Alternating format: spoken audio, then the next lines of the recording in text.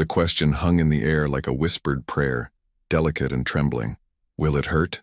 Her voice was barely audible in the darkness of the penthouse bedroom, where floor-to-ceiling windows framed the glittering Manhattan skyline.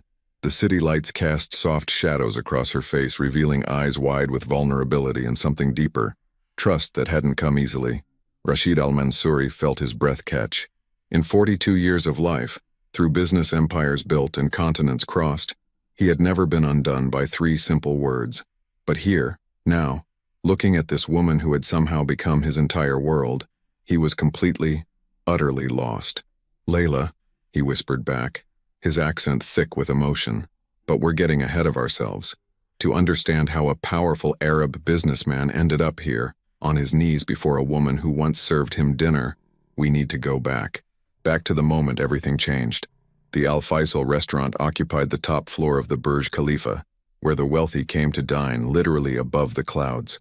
Crystal chandeliers worth more than most people's houses cast prismatic light across tables draped in Italian linens. The dress code was strictly enforced, the reservations booked months in advance, and the staff moved with the silent precision of well-trained soldiers. Layla Moretti had worked there for 8 months, and she still felt like an imposter. At 26, she was too aware of how she'd gotten this job. Desperation, a forged reference, and the kind of luck that runs out eventually. She'd left São Paulo with nothing but a backpack and the naive belief that Dubai meant opportunity. Instead, she'd found a city that glittered like gold, but felt cold as marble when you had no money and no connections. "Table 12 needs water," snapped Dmitri, the floor manager, his Russian accent sharp as a blade. "And fix your posture. You look like a refugee, not a professional." Layla bit her tongue and straightened her spine. The black uniform felt too tight, the heels too high and the condescension too familiar. But she needed this job. The tiny room she shared with 3 other immigrant workers cost more per month than she'd earned in 2 months back home. "Yes, sir," she murmured, grabbing a crystal pitcher. The restaurant hummed with the low murmur of wealth, conversations in Arabic, English, Russian, Mandarin, deals worth millions discussed over plates that cost hundreds. Layla had learned to make herself invisible, to anticipate needs before they were spoken, to exist as a ghost in their gilded world. Table 12 was occupied by a group she'd been warned about. Sheikh Rashid al-Mansouri and his entourage had arrived an hour ago, taking over the entire private section. 6 men in pristine white thobes and gutras, their presence commanding immediate respect. Layla had caught glimpses, the way other diners stole glances, how the manager himself had greeted them, the security detail stationed discreetly near the elevators. Old money, real power, the kind that made even Dubai's elite straighten their shoulders. As Layla approached with the water, her hands trembled slightly. She'd heard the stories: demanding clients, impossible standards, staff fired for the smallest infractions. She kept her eyes down, her movements precise. "Excuse me, gentlemen," she said softly in English, her Brazilian accent carefully minimized. "May I refill your water?" One of the men waved dismissively without looking at her. She moved around the table, filling glasses with practiced efficiency. That's when she noticed him. Sheikh Rashid sat at the head of the table, and unlike his companions, he was listening intently to a white-haired man speaking rapidly in Arabic. There was something different about him, younger than she'd expected, maybe early 40s, with sharp features and eyes that seemed to see everything. While the others lounged in their chairs, he sat with perfect posture, his attention absolute. He was also eating. Layla noticed the piece of lamb still caught in his throat a split second before anyone else did. His hand went to his neck. His eyes widened. The conversation continued around him, his companions still laughing at someone's joke, oblivious. Time seemed to slow. Rashid's face began to change color. He tried to cough, but no sound came. His fingers clawed at his collar. "Sheikh Rashid?" one of his companions finally noticed. "Are you—" Panic exploded across the table. Men jumped to their feet, shouting in Arabic. Someone yelled for a doctor. The security detail rushed forward. The entire restaurant turned to stare, and everyone froze. In that culture, in that moment, touching a sheikh, especially a man of Rashid al-Mansouri's standing, without permission was unthinkable. The social hierarchy, the protocols, the consequences of overstepping, it paralyzed them all. Everyone except Layla. She didn't think about protocol or consequences or the fact that she was a nobody from São Paulo, who cleaned toilets in her off hours to make rent. She saw a man dying and her body moved on instinct. The water pitcher crashed to the floor. She was behind him in 3 steps, her arms wrapping around his torso. She'd learned the Heimlich maneuver in a first aid class she'd taken years ago, back when she'd dreamed of becoming a nurse before money ran out. Her hands found the right position, one fist above his navel, the other gripping it. "I'm sorry," she whispered, though she wasn't sure why. She pulled. Hard. Nothing. Again. Harder. The room held its breath. Security hands reached for her, unsure whether to stop her or help. Third thrust. She put everything into it. Fear, desperation. A prayer to saints she'd stopped believing in. The piece of meat shot from his mouth, landing on the pristine white tablecloth. Rashid gasped, then coughed violently, sucking in air with a sound like tearing paper. His companions surged forward, supporting him, shouting questions in Arabic. Layla stepped back, her whole body shaking. Her hands were still raised, as if she couldn't quite believe what she'd just done. The floor manager appeared, his face purple with rage and terror. "What have you done?" he hissed in Russian, grabbing her arm hard enough to bruise. "Do you have any idea?" "Let her go." The voice cut through the chaos like a blade. Rashid had straightened, one hand still at his throat, but his eyes were fixed on Layla. He spoke in English, his accent cultured, his tone leaving no room for argument. "I said let her go." Dmitri released her instantly, bowing. "Sheikh Rashid, please accept our most profound apologies. This employee will be terminated immediately and you will do nothing of the sort." Rashid's gaze never left Layla's face. "She saved my life." The statement hung in the air. Around them, the restaurant had gone completely silent. Every diner, every staff member, every security guard watched. Layla couldn't move, couldn't breathe. Those eyes, dark, intense, searching, seemed to see straight through her. She wanted to look away but couldn't. "What is your name?" he asked quietly. Layla, sir." "Layla Moretti. Brazilian?" "Yes, sir." Something flickered in his expression, surprise, maybe, or recognition. He nodded slowly, then turned to his companion, speaking rapid Arabic. They responded with equal intensity, gesturing. An argument, though Layla couldn't understand the words. Finally, Rashid held up one hand. Silence fell immediately. He reached into his robe and produced a business card, extending it to Layla. "My private number. Call tomorrow." "Sir, I don't understand. I wish to properly thank you. Tomorrow. You will call." It wasn't a question. Dmitri practically shoved her forward. Layla took the card with numb fingers, the heavy cardstock embossed with gold lettering she couldn't focus on. "Now go," Rashid said, not unkindly, "before my companions decide to debate protocol all night." Layla fled. She made it to the staff bathroom before her legs gave out. She locked herself in a stall and sat on the closed toilet lid, the business card clutched in her shaking hands, and tried to process what had just happened. She'd touched a sheikh, a powerful, wealthy, important man. She'd grabbed him, wrapped her arms around him, physically manipulated his body without permission. She'd saved his life. The magnitude of it crashed over her in waves. In the mirror above the sinks, she barely recognized herself. Eyes too wide, face pale, a strand of dark hair escaping her tight bun. "Layla?" Another waitress poked her head in. Marina, a Ukrainian woman who'd been kind when others hadn't. "Girl, everyone's talking. Are you okay?" "I don't know. Am I fired?" "Fired?" Dimitri's terrified. "He thinks you're about to get the restaurant sued or blessed. He can't figure out which." Marina's expression turned serious. "That was incredibly brave, and incredibly stupid. I didn't think—" "Exactly. You acted when everyone else froze." Marina studied her reflection. "What did he give you?" Layla held up the card. Marina's eyes widened. "That's— Layla, do you know who that is?" "A sheikh?" "The sheikh. Rashid Al-Mansouri. His family owns half of Dubai. Hotels, real estate, oil interests. He's not just rich, he's untouchable." Marina's voice dropped to a whisper. "And you grabbed him like he was choking in a diner." A hysterical laugh bubbled up in Layla's throat. "I'm so fired." "Maybe. Or maybe." Marina trailed off, thinking. "He gave you his private number. That doesn't happen. Ever. What do I do? Tomorrow? You call. Tonight? You go home, drink something strong, and thank whatever God you pray to that you're not in a Dubai jail cell." Layla didn't sleep that night. She lay in her narrow bed in the cramped apartment, listening to her roommate snore, staring at the cracked ceiling. The business card sat on the upturned crate that served as her nightstand. its gold lettering catching the streetlight filtering through thin curtains. She replayed the moment, over and over. His eyes, the weight of him against her, the terrible seconds when she thought it wouldn't work, the sound of his first breath. Will he really want to thank me? She wondered. Or was it just something wealthy people say? She'd learned to be suspicious of kindness. Dubai had taught her that beautiful promises often hid ugly truths. Girls like her, foreign, poor, desperate, were easy prey for men who mistook politeness for availability. But something about the way he'd looked at her? No. She shut down that thought immediately. He was a sheikh. She was a waitress who'd been in the country less than a year. Whatever gratitude he felt would be expressed with money. A tip, maybe, or a reference letter. And then she'd never see him again. That was fine. That was safe. As dawn broke over Dubai's impossible skyline, Layla made a decision. She would call. She would accept whatever thanks he offered with grace and humility.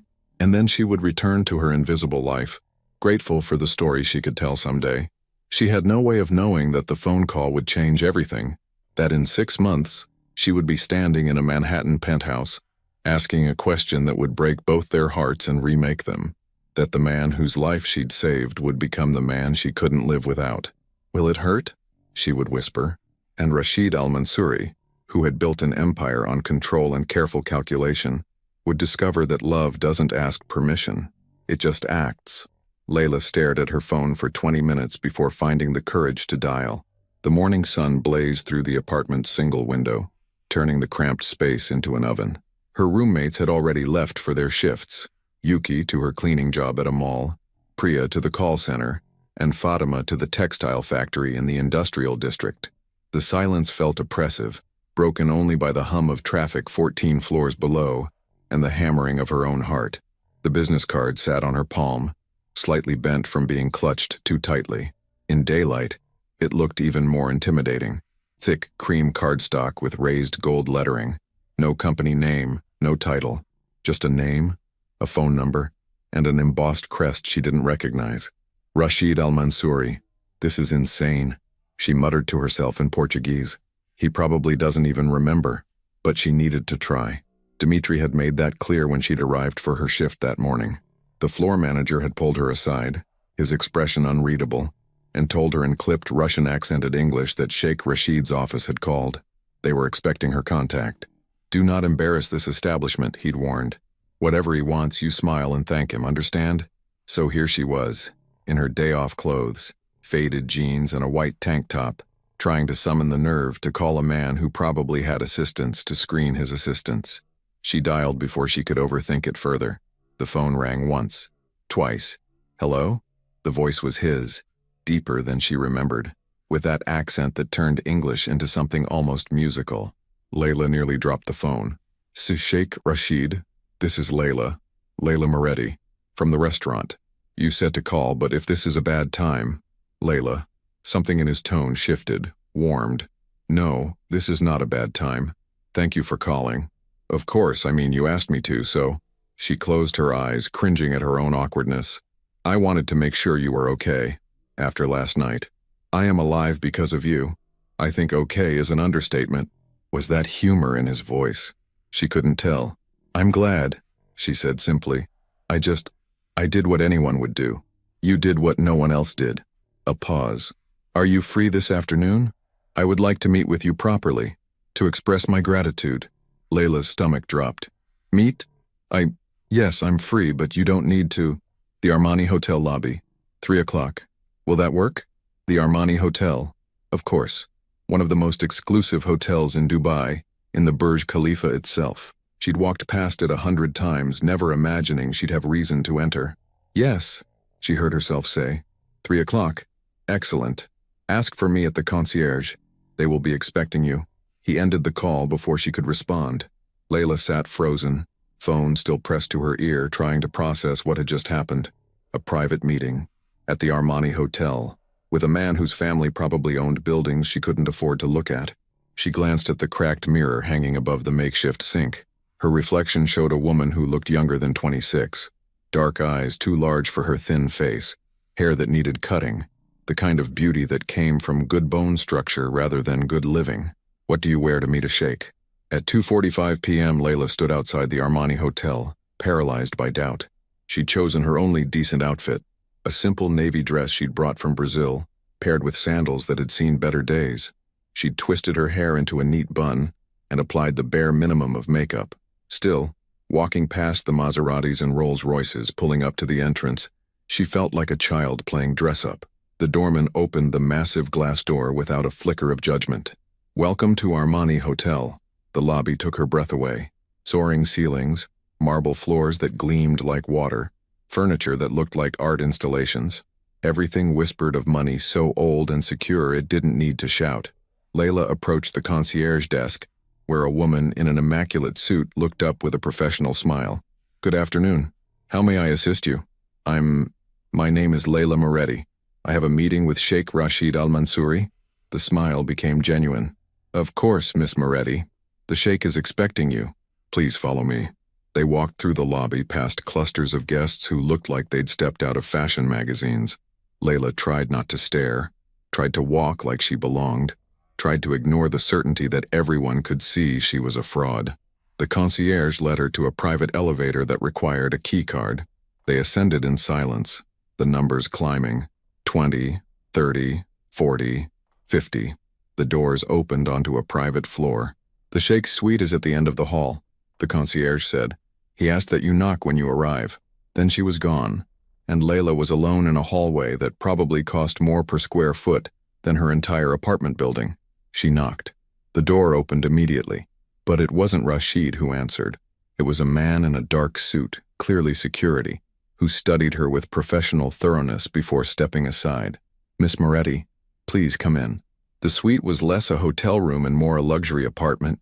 Floor-to-ceiling windows overlooked Dubai's skyline, the view so spectacular it seemed unreal. Modern furniture in neutral tones, original artwork on the walls, the kind of space that existed in a different dimension from the world she knew. Rashid stood by the windows, hands clasped behind his back, wearing a charcoal suit instead of traditional dress.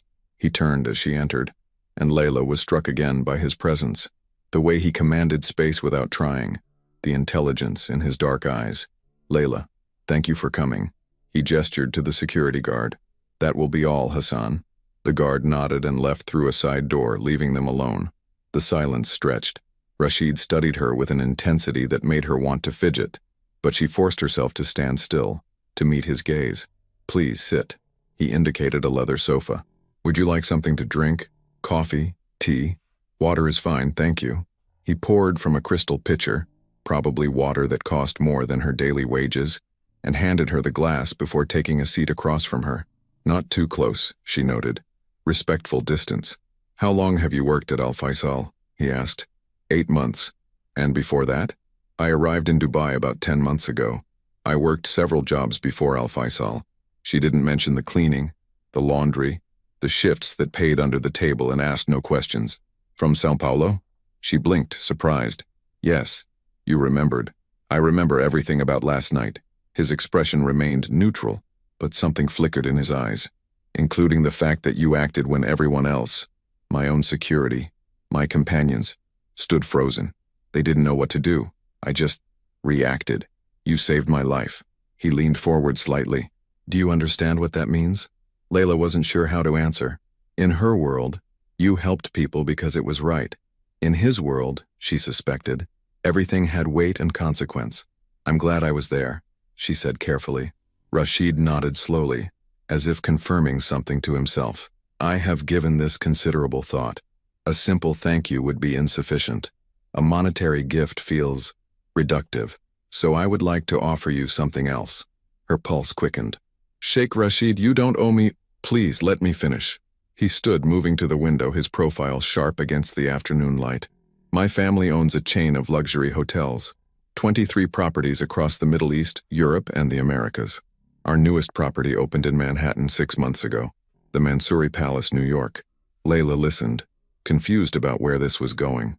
"We are seeking staff for specialized positions. Management trainees, guest relations, hospitality coordinators, positions that offer real career growth, fair wages, and work visas." He turned to face her. "I would like to offer you such a position." The words didn't make sense at first, Layla stared at him, waiting for the punchline, the catch, the revelation that she'd misunderstood. Job? In New York? Yes. With full sponsorship, visa, work permit, housing assistance during your transition. You would start in guest relations, with opportunities to advance based on performance. The salary would be, he named a figure that made her dizzy, plus benefits, healthcare, and relocation support. It was too much. Too good. Too impossible. Why? The word came out sharper than she intended. I'm a waitress with a forged reference and no real qualifications. Why would you offer me this? Rashid's expression didn't change, but she saw something like respect flicker across his features. Because last night when it mattered, you proved you have something more valuable than qualifications. You have courage, initiative, the ability to act under pressure. He paused.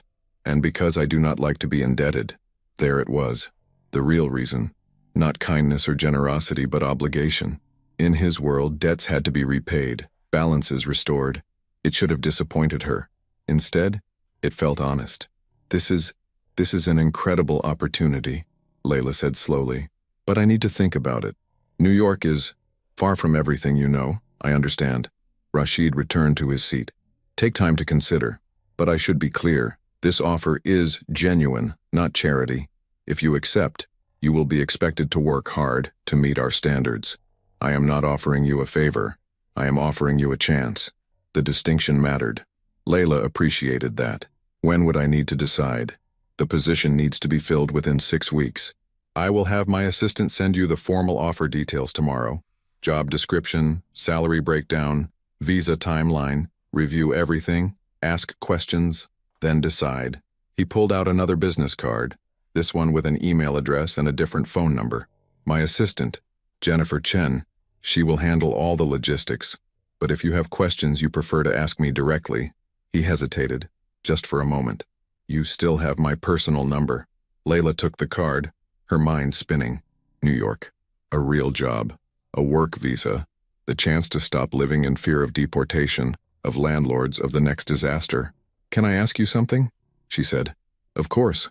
Last night when I helped you, what were you thinking? Rashid was quiet for a long moment. When he spoke, his voice was softer. I was thinking that I was going to die, that I had spent my entire life building, planning, controlling every detail, and I was going to die over a piece of lamb in front of people, too afraid of protocol to save me. He met her eyes. And then someone who had every reason to be afraid acted without hesitation. Someone who owed me nothing and risked everything. I didn't risk. You touched a sheikh without permission, in front of witnesses. In this culture, that can have consequences. You knew that. You did it anyway. Layla hadn't thought of it that way. She'd just seen someone choking. I would do it again, she said simply. I know. That's why I'm making this offer. They sat in silence, the Dubai skyline glittering behind them. Layla tried to imagine herself in New York, that mythical city she'd only seen in movies. Could she really do this? Leave everything, start over in a place where she didn't even speak the language fluently? But what was she leaving behind? A shared room? A job where she was invisible? A life lived on the edge of survival? I'll review the offer, she said finally, and I'll give you my answer within the week. Rashid stood, extending his hand. That is all I ask. His handshake was firm, warm. As their hands touched, Layla felt something pass between them. Recognition, maybe, or understanding. Two people from different worlds who had collided for a moment and somehow changed each other's trajectories. Thank you, Sheikh Rashid. Rashid is fine. When we are speaking privately. A slight smile. I think we are past formalities, Miss Moretti. Then call me Layla. Layla. The way he said her name, with that accent, made it sound like music. The week that followed was surreal. Jennifer Chen's email arrived the next morning. A comprehensive package detailing the position, benefits, visa process, and even recommendations for neighborhoods in New York. It was professional, thorough, and utterly overwhelming. Layla read it obsessively. She researched the Mansouri Palace, New York online, finding glowing reviews and photographs that looked like something from a dream. She calculated the salary conversion, gasping when she realized she could actually save money, maybe even send some home to her mother in Sao Paulo. But doubts gnawed at her. Marina found her staring at her laptop in a coffee shop during her break. You've been weird all week. What's going on? Layla showed her the offer letter. Marina's eyes widened progressively as she read. Holy shit. Layla, this is life-changing. I know. So why do you look terrified? Because it's too good. Things like this don't happen to people like me. There has to be a catch. Marina set down the laptop, her expression serious. Listen to me. You saved that man's life. He's rich enough that a thank you gift to him is a job that would change your entire future. That's not a catch. That's how their world works. She grabbed Layla's hand. But here's the real question. What do you actually want? What did she want? Layla had spent so long in survival mode that she'd forgotten to want things. But sitting there in a generic Dubai coffee shop, she let herself imagine it. Walking through Central Park, working in a place where she was valued, building a life instead of just surviving, maybe going back to school someday, maybe actually becoming that nurse she'd once dreamed of being. I want to go, she whispered. I'm just scared. Good. Being scared means it matters. Marina squeezed her hand. Do it anyway. Layla called Rashid's personal number that evening. He answered on the second ring. Layla, I accept. The position. I accept. She heard him exhale. I am pleased. Jennifer will begin the visa process immediately. You should be able to travel within 4 weeks. Thank you. I don't have words. Then don't find them. Just succeed. That will be thanks enough. After they hung up, Layla sat in the cooling evening air on the apartment's tiny balcony, watching the city lights blur. She was crying, she realized. Not from sadness, but from relief, hope, terror, and something she couldn't quite name. In 4 weeks she would leave Dubai. In 4 weeks her life would begin again. She had no way of knowing that Rashid al-Mansouri had hung up the phone and stood at his window for an hour, trying to understand why the thought of seeing her again in New York made his carefully controlled heart beat faster, that he was not just fulfilling an obligation, that somewhere between the moment she'd wrapped her arms around him and the moment she'd met his eyes in this suite, something had shifted. That gratitude was transforming into something far more dangerous. Neither of them understood it yet, but fate had set them on a collision course and there would be no stopping what came next. New York hit Layla like a physical force. The plane touched down at JFK on a gray November morning, and as she pressed her face to the window, watching the city emerge from the mist, she felt her entire body vibrate with equal parts terror and exhilaration. The skyline was impossible, a wall of glass and steel that seemed to defy gravity, so different from Dubai's gleaming spires or Sao Paulo's chaotic sprawl. This was real. She was actually here. Jennifer Chen had arranged everything with machine-like efficiency. A driver waited at arrivals with a sign bearing her name. The car, a sleek black sedan that smelled of leather and money, navigated through traffic while Layla stared out the window, overwhelmed by the sheer density of everything. People, cars, buildings, life piled on top of life in layers she couldn't begin to parse. First time in New York? The driver asked, his accent pure Brooklyn. First time, Layla confirmed, her English careful. She'd been practicing, determined not to let her Portuguese accent mark her as an outsider more than necessary. You'll either love it or hate it. No in-between with this city. They crossed a bridge. The driver said it was the Queensboro, and suddenly Manhattan rose before her like a canyon of light and shadow. Layla felt something in her chest expand, a feeling she couldn't name. Hope, maybe, or possibility. The Mansouri Palace occupied a full block on the Upper East Side, near Central Park. It was smaller than Dubai's mega hotels, but no less impressive. A beautifully restored pre-war building with an Art Deco facade that managed to look both historic and utterly modern. The entrance was marked by a burgundy awning and flanked by topiaries that probably cost more to maintain than Layla's entire year's salary in Dubai. "Welcome to the Mansouri Palace," said a doorman in an immaculate uniform as he opened her car door. "Miss Moretti?" She nodded, still too overwhelmed to speak. Inside, the lobby was a study in understated luxury. Marble floors, walnut paneling, crystal chandeliers that cast warm light rather than the harsh glitter she'd grown accustomed to in Dubai. Everything whispered old money, established elegance, the kind of wealth that didn't need to prove itself. A woman in a charcoal suit approached with an efficient smile. "Layla Moretti? I'm Jennifer Chen. We've been emailing." Jennifer was in her mid-30s, Chinese-American, with the kind of polished competence that made you stand straighter just being near her. She shook Layla's hand firmly and immediately took charge. "Your apartment is ready. It's a staff housing unit about 10 blocks from here. We'll get you settled, then tomorrow we begin orientation. You'll shadow our senior guest relations manager for 2 weeks, then gradually take on your own responsibilities. She paused, studying Layla with sharp eyes. How are you feeling? Terrified, Layla admitted. Jennifer's smile became genuine. Good. That means you're smart. Come on, let's get you home. The apartment was a studio in a converted brownstone in the East 80s. Small by American standards, but palatial compared to what Layla had left behind. A real bed, not a mattress on the floor. A kitchen with an actual stove. A bathroom she didn't have to share with 3 other people. Windows that looked onto a tree-lined street where people walked dogs and pushed strollers. Layla sat on the bed after Jennifer left and cried for 20 minutes straight. She called her mother in Sao Paulo where it was evening. "Mai, I'm here. I'm in New York." Her mother's voice crackled with emotion and bad connection. "Minha filha, are you safe? Are they treating you well?" "Better than well. Mai, I have my own apartment. A real job. They're paying me more in a month than I made in 6 months in Dubai.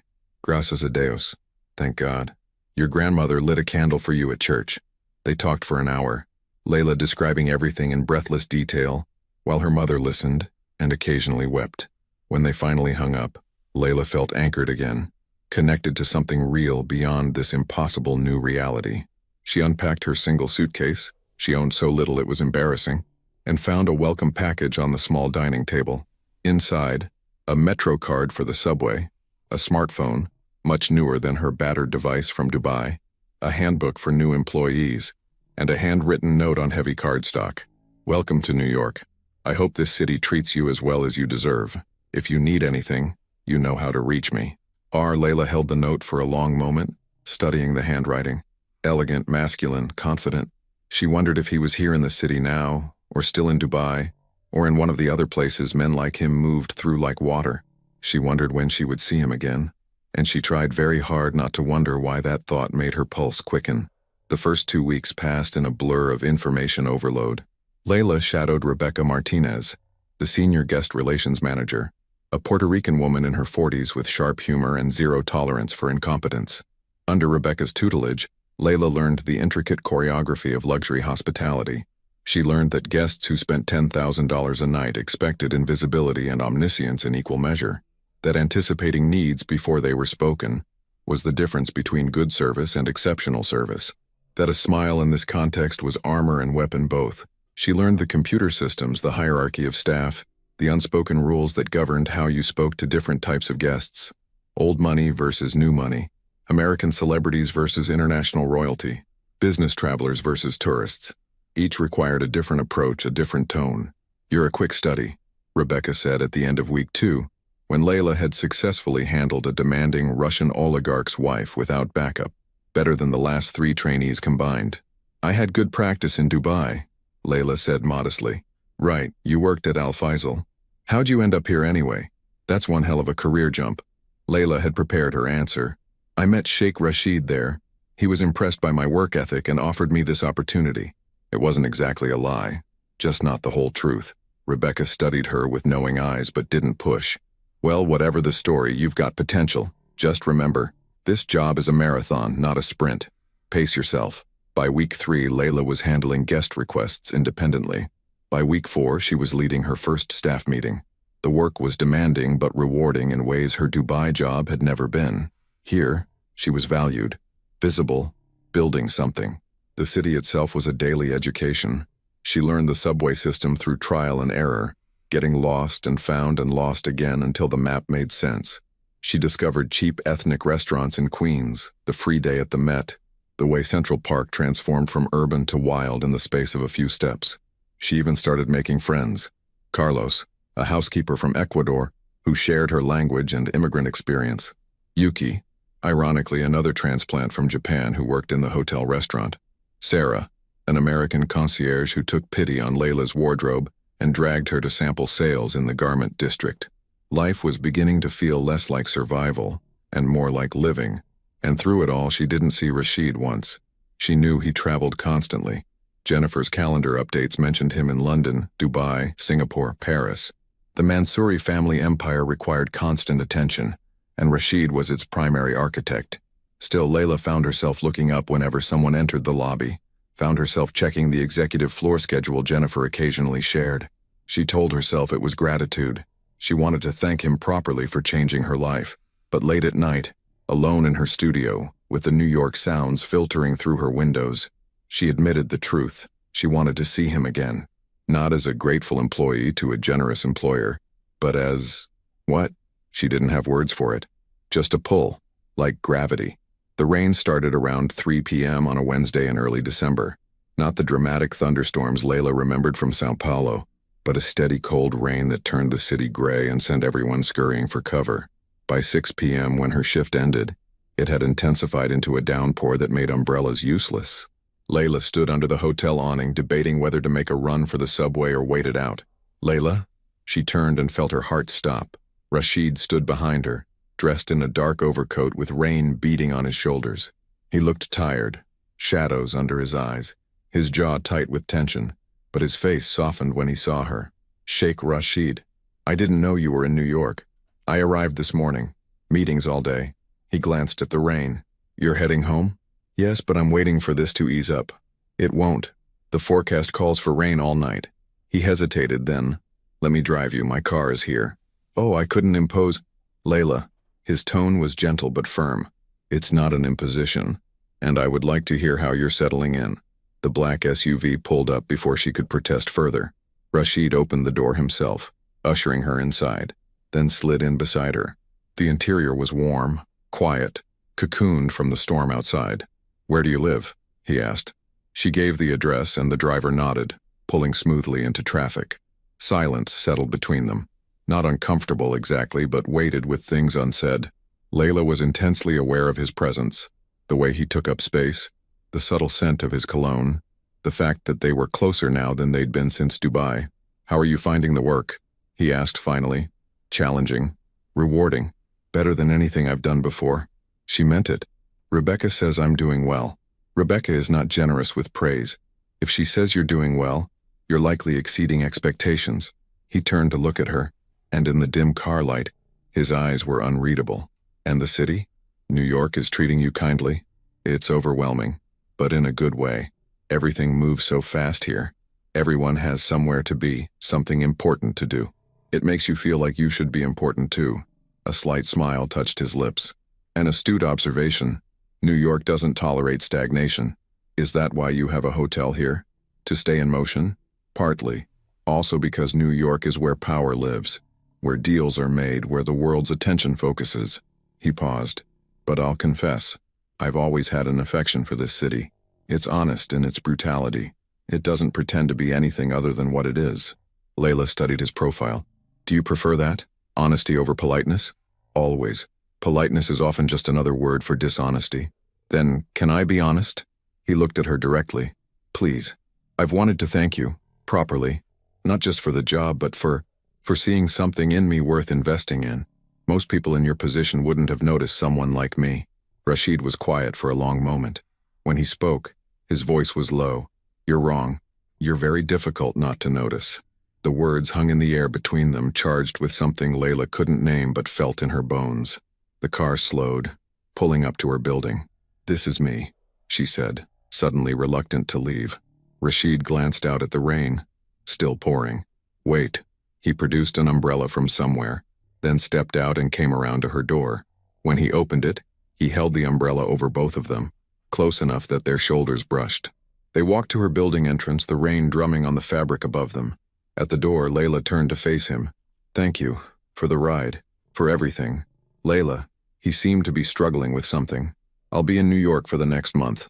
Meetings, oversight of the hotel, year-end business. I would like, that is, if you're comfortable, perhaps we could have dinner, to properly catch up. Her pulse jumped. Dinner? As friends, or colleagues. Whichever makes you more comfortable. There were 100 reasons to say no. The power imbalance, the cultural differences, the fact that he was Rashid al-Mansouri, and she was a girl from a Sao Paulo favela who'd gotten lucky. I'd like that, she heard herself say. His smile was small but genuine. Friday evening? I'll have Jennifer coordinate with your schedule. Friday works. They stood there for a moment longer, rain streaming around them, neither quite ready to move. Finally, Rashid stepped back. Sleep well, Layla. You too. She watched him return to the car, watched it pull away into the rain-slicked streets. Then she climbed the stairs to her apartment, her heart racing, her mind spinning. This was dangerous. She knew that. She'd seen enough movies, read enough stories to know that girls like her didn't end up with men like him. This wasn't a fairy tale. It was real life, with real consequences. But when she closed her eyes that night, she saw his smile, heard the way he said her name, and she couldn't bring herself to care about the danger. Friday arrived wrapped in unseasonably warm weather, the kind of December night that felt like a gift. Layla had agonized over what to wear, finally settling on a simple black dress Sarah had helped her find. Elegant without trying too hard, appropriate without being boring. Rashid picked her up at 7 in the same SUV, but this time when she slid in beside him, the atmosphere felt different, more charged. He wore a dark suit without a tie, the top button of his shirt undone, and he looked at her in a way that made her skin warm. "You look beautiful," he said simply. "Thank you. You clean up well yourself." He laughed, an actual laugh, surprised and genuine, and Layla realized she'd never heard him laugh before. The restaurant was in the West Village, a small Italian place that looked unassuming from outside, but whispered exclusivity once you entered. The host greeted Rashid by name and led them to a corner table, private and quiet. "How did you find this place?" Layla asked, studying the menu where nothing had prices. "A friend recommended it. He said it reminded him of Rome. Authentic, not trying to impress tourists." "Is it? I don't know. I've never been to Rome." She looked up, surprised. "Never? Business always takes me elsewhere. London, Paris, Dubai, Singapore. The cities that matter for what I do." He set down his menu. "What about you? Where would you go if you could go anywhere?" Layla thought about it. Home, to São Paulo, but not to stay, just to visit, to show my mother that I made it, that the risk was worth it. She paused. "And maybe Paris. Everyone says Paris is beautiful. It is. But it's also overrated. How can something be both? Because beauty isn't enough. A city needs a soul, not just a pretty face." Their food arrived. Pasta that smelled like heaven. Wine that Rashid ordered without consulting her, but which turned out to be perfect. They ate and talked, the conversation flowing easily. He asked about her family, her childhood, her dreams before life got complicated. She asked about his work, his travels, what it was like to carry the weight of an empire. They debated books they'd both read, argued good-naturedly about music, discovered a shared love of old movies, and slowly, gradually, the distance between employer and employee dissolved. They became just two people, sharing a meal, finding unexpected connection. "Can I ask you something?" Layla said over dessert. Tiramisu they were sharing with 2 spoons. "Anything. That night in Dubai, when you were choking, were you scared?" Rashid was quiet for a moment, considering. Terrified. Not of dying exactly, but of dying like that. Meaningless. A cautionary tale people would tell. Remember Sheikh Rashid? Choked on his dinner at 42. He met her eyes. And then you appeared.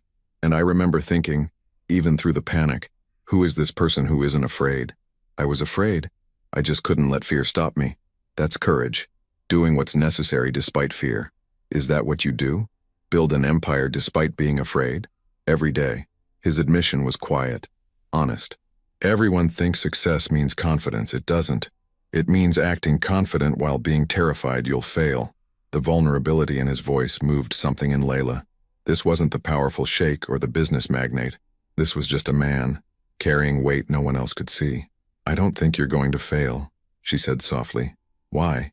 "Because you care too much. Failure is for people who don't care." He held her gaze for a long moment, something shifting in his expression. Then he signaled for the check and the spell broke. Outside, the night air was cool and clear. They walked without direction, ending up somehow at the entrance to Central Park. "Have you been here yet?" Rashid asked. "At night?" "No. Is it safe?" "This part, yes. Come." They entered the park, following a lit path that wound between trees. The city sounds faded, replaced by the rustle of leaves and the distant sound of music from somewhere. It felt like stepping into another world, wild and urban at once. "This is my favorite thing about New York," Rashid said. "This park. An entire forest in the middle of a city. Impossible and absolutely necessary." They walked in comfortable silence until they reached Bow Bridge, its graceful arch reflecting in the dark water below. A few other couples dotted the bridge, but it felt private, intimate. Layla leaned on the railing, looking out at the water. Thank you for tonight. I've been in New York for 6 weeks and I've barely stopped to breathe. This feels like the first real moment I've had to just be. I know the feeling. Rashid stood beside her, close enough that she could feel his warmth. I spend my life in motion. Sometimes I forget to stop. Why did you stop tonight with me? He turned to look at her, and in the soft light from the bridge lamps his expression was unguarded. Because since Dubai I haven't been able to stop thinking about you. Layla's breath caught. Rashid? I know this is complicated. I know all the reasons this is a terrible idea. The power dynamic, the cultural differences, the fact that you work for me. He ran a hand through his hair, frustrated. But I need you to know that this, tonight, wasn't about gratitude or obligation. It was because I wanted to see you, to talk to you, to understand why a woman I met for 5 minutes managed to stay in my mind for 2 months. Layla's heart was pounding so hard she could hear it. I think about you too. More than I should. More than makes sense. Then I'm not alone in this insanity. No, you're not alone. They stood there, the city around them, the water below, something fragile and powerful building between them. Rashid lifted his hand, hesitated, then gently touched her face. This is dangerous, he whispered. I know. We should walk away. Be smart. I know. But neither of them moved. And when he leaned down, when his lips met hers, Layla stopped thinking about danger or consequences or all the reasons this was impossible. She just felt. The kiss was soft, tentative, a question rather than a demand. But when she kissed him back, when her hands found his shoulders and his arms wrapped around her, it deepened into something that felt inevitable, like gravity, like fate, like a story that had been written long before either of them knew they were characters in it. When they finally pulled apart, both breathing hard, Rashid pressed his forehead to hers. What are we doing? He asked. I don't know, but I don't want to stop. Neither do I. God help me. Neither do I.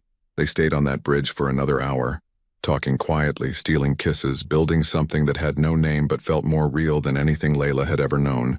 And when Rashid finally walked her home, when they stood at her door sharing one last kiss before reality intruded, Layla knew with absolute certainty this was the beginning of something that would change everything. For better or worse, their worlds had collided, and there was no going back. The secret lasted 3 weeks. 3 weeks of stolen moments between Layla's shifts and Rashid's meetings. Coffee at dawn in diners where no one knew them. Late-night walks through neighborhoods where the wealthy didn't venture. Text messages that said nothing and everything. Thinking of you. When can I see you? This is madness, but I don't care. 3 weeks of learning each other in fragments. How he took his coffee. Black. No sugar. How she laughed when truly surprised. A sound that started low and built into something bright. The scar on his shoulder from a childhood riding accident. The way she unconsciously switched to Portuguese when emotional. 3 weeks of pretending at the hotel that they were nothing more than employer and employee. Professional smiles in the lobby. Formal emails. The careful distance of people who had nothing to hide. But secrets in New York have a way of surfacing. And theirs emerged on a bitter January morning when everything fell apart. Layla arrived at work to find the atmosphere had shifted. The lobby staff spoke in hushed tones. Jennifer Chen moved through the space with her jaw set tight. Rebecca pulled Layla aside before she could even reach the guest relations desk. Conference room now, don't ask questions. Layla's stomach dropped. Rebecca, what's... Not here, just go. The conference room on the executive floor was occupied by 3 people when Layla entered. Jennifer, a man in an expensive suit she didn't recognize, and another woman with cold eyes who radiated lawyer. Miss Moretti, please sit. Jennifer's tone was clipped, professional, devoid of the warmth they'd developed over the past 2 months. Layla sat, her hands gripping the armrests. The man spoke first. I'm Richard Caldwell, head of HR for Mansouri International. This is Patricia Vance, our legal counsel. We need to discuss your relationship with Sheikh Rashid al-Mansouri. The words hit like a physical blow. Layla's mind raced. How did they know? Who had seen them? I don't understand what you're... Please don't insult our intelligence. Patricia's voice was ice. You've been seen with the Sheikh on multiple occasions outside work hours. Intimate occasions. We have witness statements and photographic evidence. Photographic evidence. Someone had been following them, documenting them. Sheikh Rashid and I are friends, Layla said carefully, fighting to keep her voice steady. He's been kind enough to help me adjust to the city. Friends. Richard's tone made it clear what he thought of that claim. Miss Moretti, do you understand the position this puts the company in? The optics of a powerful man in a romantic relationship with an employee he personally hired and placed? I was qualified for this position. Were you? Patricia leaned forward. You had 8 months of waitressing experience and a forged reference. The Sheikh brought you to New York and gave you a job worth 6 figures. Now you're romantically involved with him. How do you think that looks? The implications hung in the air. Gold digger. Opportunist. A woman who traded her body for advancement. Rage burned through Layla's fear. You think I seduced him? For this job? We think, Richard said carefully, that the relationship creates an untenable conflict of interest. Regardless of how it began or who initiated it, it cannot continue. Not while you're employed here. So what are you saying, I'm fired? We're saying you have a choice. Jennifer finally spoke, and Layla heard genuine regret in her voice. End the relationship and stay in your position, or leave the company with a generous severance package and neutral reference. Does Rashid know about this meeting? The three exchanged glances. The Sheikh, Patricia said coldly, is currently in Dubai handling a family emergency. He's been made aware of the situation and understands the necessity of addressing it. A family emergency. How convenient. I want to speak with him directly. That's not advisable at this time. I don't care what's advisable. I'm not making any decisions until I talk to Rashid. Patricia's expression hardened. Miss Moretti, you need to understand something. The Sheikh has responsibilities. To his family, his company, his culture, whatever attachment he may have developed, he will ultimately choose those responsibilities. Men like Rashid Al-Mansouri don't end up with women like you. The sooner you accept that reality, the less painful this will be. The words were designed to wound, and they succeeded. But they also ignited something fierce in Layla. I want to speak with Rashid, she repeated. Until then, I have nothing else to say. She stood and walked out before they could respond. Layla tried calling Rashid's personal number. It went straight to voicemail. She tried his other number. Same result. She sent texts that showed as delivered but unread. By evening, panic had transformed into a cold, creeping certainty. They'd gotten to him, his family, his company, the weight of expectations and obligations she could never fully understand. Men like Rashid Al-Mansouri don't end up with women like you. She wanted to scream that Patricia was wrong. But was she? Carlos found her sitting alone in the staff break room after her shift, staring at her phone. Layla? Everyone's talking. Are you okay? I'm fine. You're a terrible liar. He sat down across from her. Is it true? You and the Sheikh? There was no judgment in his voice, just concern. Layla felt tears sting her eyes. Yes, it's true. And apparently it's also over before it really began. What happened? She told him everything. The weeks of secrecy, the morning's confrontation, Rashid's unreachable silence. Carlos listened without interrupting, his expression growing darker. They're protecting the company, he said finally, and probably protecting him from his family. You know how it is with people like that. Tradition, expectations, arranged marriages. They probably have someone picked out for him already. I know. I always knew that. But I thought, she couldn't finish the sentence. You thought love would be enough. Carlos's smile was sad. It never is, Querida. Not for people like us.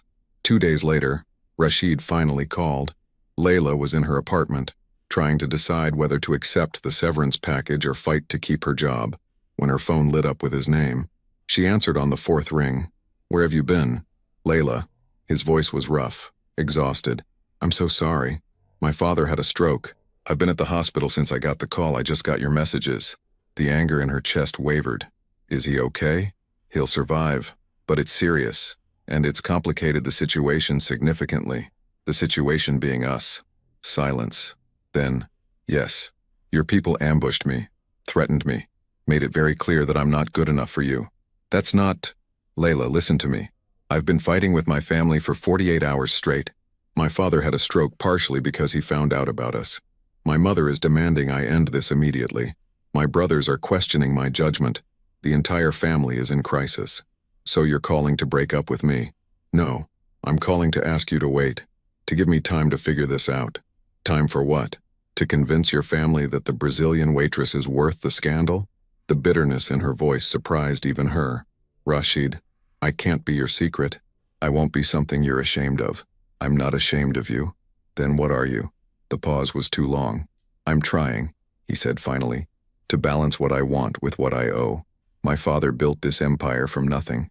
My family has expectations, traditions, obligations that I can't just ignore. And where do I fit in those obligations? I don't know yet. That's what I'm trying to figure out. Layla closed her eyes, tears streaming down her face. You're asking me to wait while you decide if I'm worth the trouble. That's not fair. None of this is fair. She took a shaking breath. I love you. I don't know when it happened or how, but I do. And I need you to tell me, right now, honestly, is there any scenario where this works? Where I'm not your secret or your shame? Where we can actually be together? The silence stretched so long she thought he'd hung up. I don't know, he whispered. I want there to be, but I don't know. And that was the answer. Then I need to protect myself, Layla said, her voice breaking. I need to leave. The job, the apartment, all of it. I can't stay here and watch you choose everyone else over me. Layla, please. I love you, but I love myself more. And I deserve someone who doesn't have to figure out if I'm worth fighting for. She hung up before he could respond. Then she turned off her phone, curled up on her bed, and let herself shatter. 1 week later, Layla was packing when Rebecca knocked on her apartment door. I'm not supposed to be here, Rebecca said when Layla answered. But I thought you should know. Rashid's back in New York, and he's been making waves. I don't care. Yes, you do. Sit down. They sat at Layla's small table, the one where she'd eaten so many meals alone, dreaming of a future that now felt impossibly naive. He fired Patricia Vance, Rebecca said, and Richard Caldwell. Told them they'd overstepped their authority and violated company policy on employee treatment. Layla blinked. He what? Then he called an emergency board meeting. Told his family's representatives that if they tried to control his personal life again, he'd walk away from the company entirely. Apparently his brothers tried to call his bluff. He started drafting resignation papers. That's insane. He can't just walk away. That's what they said. Turns out they were wrong. His father, still recovering by the way, intervened from his hospital bed, told everyone to back off. Layla's head was spinning. Why are you telling me this?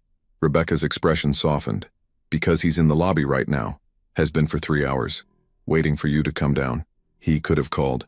Pretty sure you blocked his number. Fair point. Rebecca, I can't do this again. I can't be brave enough for both of us. Then don't be. Make him prove it. Rebecca stood. But at least hear him out. You deserve that much. Rashid looked terrible. He sat in one of the lobby's leather chairs, still in a suit but rumpled, his tie loosened, dark circles under his eyes. When he saw Layla emerge from the elevator, he stood so fast he almost knocked over his coffee. Layla, you should have called first. You blocked my number, and my email, and apparently told the doorman I was harassing you. Despite everything, Layla felt a flutter of something. Not quite amusement, but close. I was angry. You had every right to be. He looked around the lobby. Can we talk? Somewhere private? She should say no. She should protect herself, walk away, choose dignity over hope. Central Park, she said instead. Bow Bridge, where this started. They walked in silence through the winter bare park. The cold bit through Layla's coat, but she barely felt it. All her awareness was focused on the man beside her, on the words hanging unspoken between them. At the bridge, Rashid finally turned to face her. I was wrong, he said simply. Wrong to ask you to wait. Wrong to let you think you weren't worth fighting for. Wrong to give my family the power to make you question your value. Rashid, let me finish. Please. He took a breath. My whole life, I've done what was expected. Built the business my father wanted. Made the deals my family needed. Followed tradition and protocol in the path laid out for me. And I was good at it. Successful. Respected. I know. But I was also miserable. I just didn't realize it until a woman from Sao Paulo wrapped her arms around me and saved my life. His voice cracked slightly. You didn't ask permission. You didn't worry about protocol. You just acted. And in that moment, I think part of me knew. This is what I've been missing. This certainty. This courage. Tears streamed down Layla's face. What are you saying? I'm saying I choose you. Not because you're easy or convenient or approved by committee, but because when I'm with you, I remember what it feels like to be more than a title or a bank balance. You see me, the real me. Your family will adjust or they won't, but that's no longer your problem or mine. He stepped closer. I won't lie to you. This won't be easy. There will be gossip, judgment, People who think you're with me for money and I'm with you for whatever racist, classist narrative they prefer. It will be hard, I know, but I'm done pretending, done letting fear make my choices. He took her hands. I love you, Layla Moretti. I should have said it a week ago. I should have said it the night I kissed you on this bridge. I love you and I'm asking you to be with me. Not in secret. Not someday when it's convenient. Now. Today. Despite everything. Layla looked up at him. This impossible man who'd somehow become her whole heart. It's going to hurt. Choosing each other. Standing against everything that says we shouldn't. I know. People will try to break us. Let them try. Your family is my problem, not yours. You deserve to be loved loudly, proudly, without apology. He cupped her face gently. Will it hurt? Probably. But not loving you. That would destroy me. And there it was. The question that had started everything, answered at last. Layla pulled him down and kissed him, hard and desperate and full of relief. Around them the city moved on, people walking, traffic humming, the world spinning indifferent to their small miracle. When they finally broke apart, both crying, both laughing, both terrified and exhilarated, Rashid pressed his forehead to hers. Tell me you'll stay, in New York, with me, on one condition. Anything. I keep my job, not because of you, because I earned it. He smiled, genuine and bright. Rebecca already told HR you're untouchable. Anyone who questions your qualifications answers to her directly. I think I love Rebecca. Get in line. Half the staff worships her.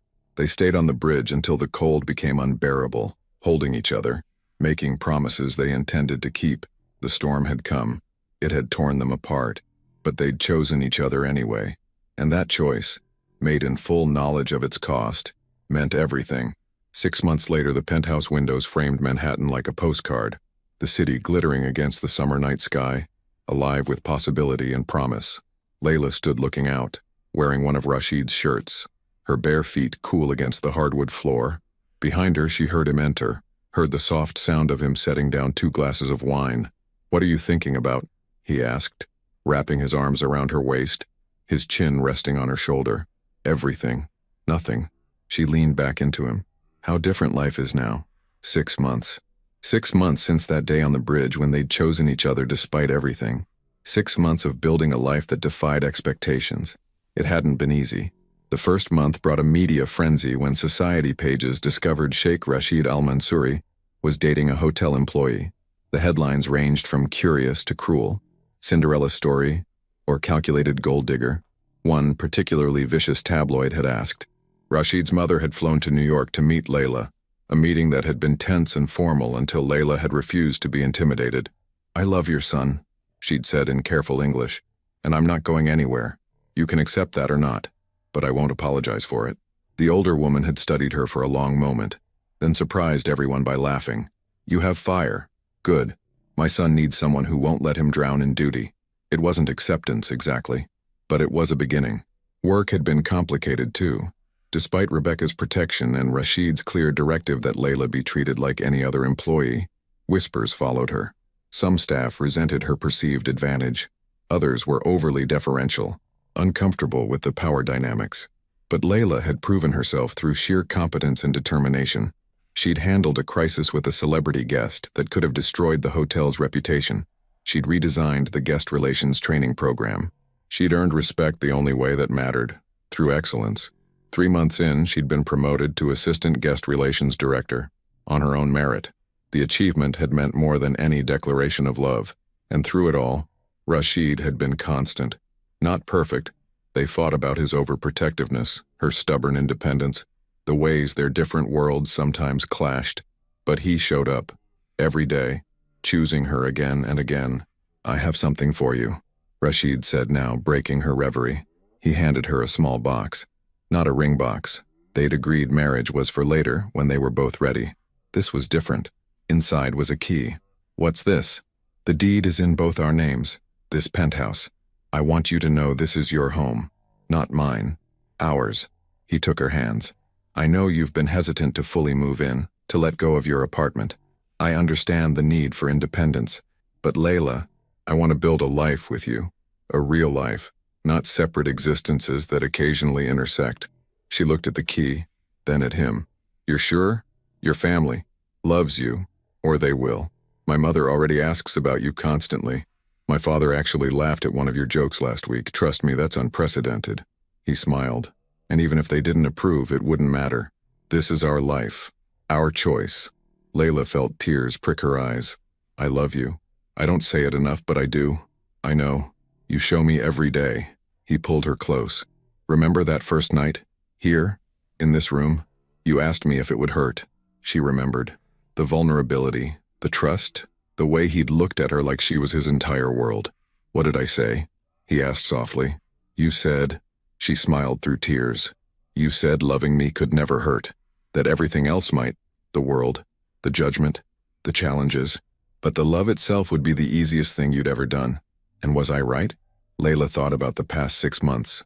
The struggles and triumphs. The moments of doubt. And the moments of absolute certainty. The way they'd built something real from impossible circumstances. Yes, she whispered. You were right. He kissed her then, soft and deep. And Layla felt it again, that sense of coming home, not to a place but to a person. They'd faced the storm together. They'd chosen each other despite the cost, and they would keep choosing each other every day for as long as they both lived, because that's what love was, not the absence of pain or difficulty, not a fairy tale or a guarantee, just two people deciding over and over that together was better than apart. Later, as they lay tangled together in the darkness, Layla's phone buzzed with a message from her mother. Your grandmother asks when you're bringing him to Brazil. She wants to feed him properly and make sure his intentions are honorable. Layla laughed, showing Rashid the message. Your grandmother scares me more than any business rival, he admitted. Good. She should. Layla typed back. Soon, we'll come soon. She set down the phone and curled into Rashid's side, listening to his heartbeat, feeling the rise and fall of his breathing. Thank you, she said quietly. For what? For choosing me. For fighting. For proving that sometimes impossible things happen. Thank you for saving my life both times. She looked up at him, questioning. Once in Dubai, he explained, when you literally saved me, and once in New York, when you showed me what living actually means. Outside, the city hummed with its endless energy. Inside, two people who'd found each other against impossible odds held tight to the miracle they'd built. Love hadn't solved everything. It hadn't erased the challenges or the differences or the ways the world sometimes pushed back against their choice. But it had been enough, and it would keep being enough, because they'd decided it would be. And sometimes, that decision, that commitment, is all you need. Layla and Rashid's story didn't end in perfection. It ended in choice. The choice to love despite fear, to build despite obstacles, to trust that together, they were stronger than anything that tried to break them apart. She'd asked if it would hurt. The answer was yes, sometimes it did, but the hurt was worth it. Because love, real love, isn't about avoiding pain. It's about finding someone worth hurting for, worth fighting for, worth choosing, again and again, no matter what comes. And they chose each other, every single day. That was their happy ending.